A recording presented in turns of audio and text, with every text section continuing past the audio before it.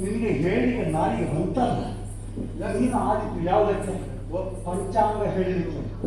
ಪಂಚಾಂಗ ಹೇಳಿ ಯಾರ ಯಾರ ಹೆಂಡತಿ ಯಾರ ಜೊತೆ ಓಡಿ ಹೋಗುವ ಹಾಗೆ ಕವಡೆಯನ್ನು ತಿರುಗಿಸಿ ಯಾರಿಗೆ ಹೆಂಡತಿ ಇಲ್ಲದಾಗಿ ಸಿಕ್ಕುದೇ ಕಷ್ಟದಲ್ಲಿ ಅದನ್ನೂ ಕೂಡ ನೀನು ಓಡಿಸುವ ವ್ಯವಸ್ಥೆ ಮಾಡುವುದಕ್ಕೆ ಆದಿತ್ತು. ಮತ್ತೆ ಪೂಜೆ ಪುರಸ್ಕಾರ ಮಾಡಲಿಕ್ಕೆ ನೀನು ಅದಕ್ಕೆ ಆದ್ರಿಂದ ಅಷ್ಟೇ.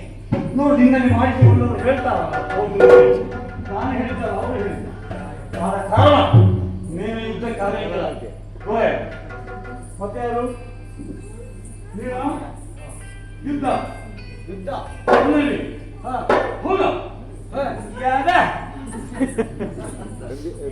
ಯುದ್ಧ ಮಾಡಿ ಬಿಡುವುದೇ ಅಲ್ವಾ. ಮತ್ತೆ 3 ವರ್ಷಗಳಿಂದ